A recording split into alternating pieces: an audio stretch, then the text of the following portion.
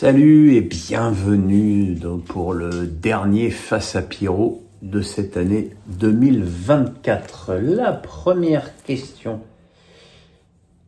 il y a encore 250, enfin 250 questions, il y en a qui cumulent. La première question est d'Arkman07. D'après un membre de QSI, le Paris FC, du fait qu'ils ont la Tour Eiffel sur le logo et que le propriétaire est une grande fortune, ferait de l'ombre au PSG. Les dirigeants du PSG doivent-ils être méfiants ou s'en contenter pour le niveau de la Ligue 1? Alors, c'est surtout, avant tout, une rumeur qui s'apparente quand même beaucoup au bruit de chiottes.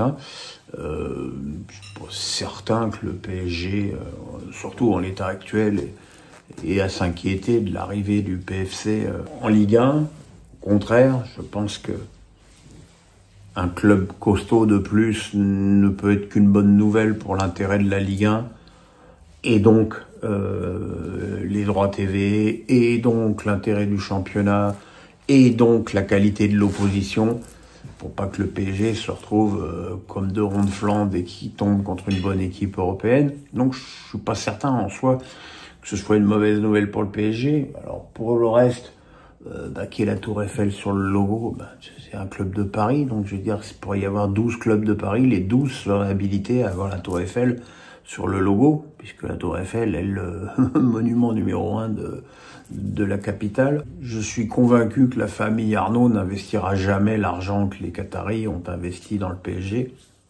parce que ce sont des gens raisonnables et des gens intelligents, et qu'ils ont surtout pas un État derrière eux et qu'ils seront royal au bar. Donc voilà. Et encore une fois, je pense, en plus avec l'association avec Red Bull, que le but est quand même vraiment de recruter dans le vivier inépuisable qu'est la région Île-de-France. Donc déjà, c'est un projet très louable, mais c'est un projet qui prend plus de temps que d'acheter des joueurs tout faits sur le marché des transferts. Peut-être, je dis pas que c'est pas vrai, peut-être effectivement que le PSG voit ça d'un mauvais œil, mais si c'est ça, ils sont vraiment très bêtes.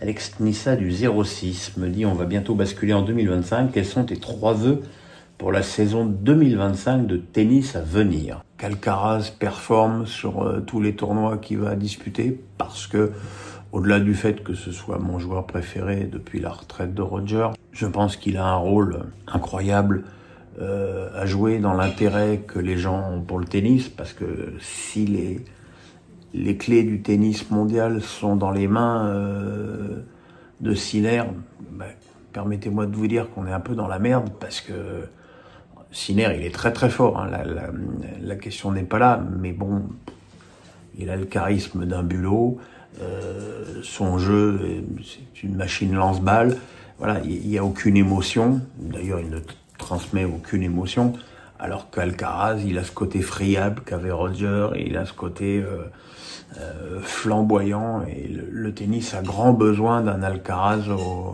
au meilleur niveau. Je dis pas remporter tous les grands chelems, mais voilà, qui ne refasse pas le coup de l'US Open où il s'est fait sortir par Van de Vansup au deuxième tour. Mon autre vœu, c'est que Caroline Garcia, qui est une copine, retrouve le goût même pas de la victoire, le goût de jouer au tennis, que ce ne soit pas la souffrance qui était palpable sur ces derniers matchs. Et puis mon troisième vœu, c'est qu'un Français sorte le tennis français du marasme dans lequel il est depuis trop longtemps. Franchement, si j'ai une pièce à mettre, je la mettrais plus sur Arthur Fils que sur Humbert ou sur Mpetshi Péricard, parce qu'il me semble le plus complet. Une bonne saison pour Arthur Fils, ce serait de s'approcher du top 10 et de faire au moins une bonne perf dans un grand chelem et dans un Master 1000. Alex Nissa du 06 encore. Avec les arrivées prochaines de Brice Samba et Seko Fofana à Rennes, on a l'impression qu'Arnaud Pouille a repris la main par rapport à Massara, le directeur sportif. Peut-on craindre une lutte de pouvoir entre Pouille et Massara? Doit-on s'interroger sur la politique de Rennes? Il est évident que Rennes navigue à vue depuis maintenant des mois. Je pensais, maintenant j'en suis convaincu, que le retour de Julien Stéphan était une idée du démon. Ça s'est démontré dès la fin de la saison dernière. Ça a provoqué une vague de départ sans précédent, qui ne lui a pas été imputée pour des raisons qui m'échappent. Enfin, les frères Doué, Lefebvre, Terrier, Théâtre, tous ces joueurs qui étaient franchement la clé de voûte de cette équipe, qui se sont barrés et qui ont été remplacés par un recrutement absolument abscon de Massara, des joueurs obscurs, de championnats obscurs, dont aucun, alors qu'on en est presque à la moitié des matchs, aucun n'a vraiment, on peut vraiment dire qu'aucune des recrues du Stade Rennais puisse être aujourd'hui considérée comme un titulaire indiscutable. Donc c'est un échec énorme. Donc Arnaud Pouille ait repris la main, ça me paraît pas plus aberrant qu'autre chose. Est-ce que ça va arriver au bout à un départ de Massara? Pourquoi pas. De toute façon, Arnaud Pouille n'a de président que le nom. On se doute bien il va avoir un rôle beaucoup plus important que d'aller serrer les paluches du président adverse lors des matchs. Voilà, il tape là où il connaît, hein. Il tape à Lens. Peut-être qu'il prendra Aise à la fin de la saison, on n'en sait rien. Ça dénote un certain manque d'imagination aussi, une prise de risque certaine, alors aucune avec Samba, mais une plus grosse avec Fofana. Geoffrey Gagneur me dit, pouvez-vous nous parler du passage de Marc Keller à Monaco? C'était lui qui était aux commandes lors de la descente en Ligue 2. A-t-il des explications sur cette catastrophe pour un tel club? Il faut se souvenir qu'il n'y a pas de chance, Marc. Il faut se souvenir qu'au moment où il a été manager général de Monaco, le club n'avait pas une thune. Et c'était avec une équipe faible qu'il est tombé en Ligue 2. Alors certainement pas faible au point de terminer dans les 3 relégables. Le problème, c'est que Monaco, c'est Monaco. Et il est évident que quand t'as une équipe qui joue ta peau et que tu joues devant 2000 personnes et un stade où t'entends les mouches voler, t'es loin d'être un avantage par rapport aux adversaires qui arrivent le couteau entre les dents et qui se disent que c'est finalement 3 points assez faciles à prendre que de se retrouver face à une équipe qui ne jouit d'aucun soutien populaire, ce qui est d'ailleurs toujours le cas. Mais bon, je veux dire, quand l'équipe fonctionne bien et qu'il y a des très bons joueurs, les joueurs se suffisent à eux-mêmes. Des moyens financiers extrêmement limités, puisque c'était avant le rachat par Rybolovlev, et puis aussi le fait de jouer le maintien dans des conditions presque à huis clos. Après, je dis pas qu'il a tout bien fait, hein, mais... Alex Nissa du 06, il m'en a posé 20 des questions. Question casse-gueule, que penses-tu de la déclaration de Nikolai Davydenko disant être opposé à l'égalité de rémunération entre les joueurs et les joueuses au tennis qui existe dans les tournois du Grand Chelem? À partir du moment où les hommes jouent au meilleur des 5 manches et les femmes au meilleur des 3, je ne vois pas pourquoi les rémunérations seraient les mêmes, puisque le temps passé sur le court n'est évidemment pas le même.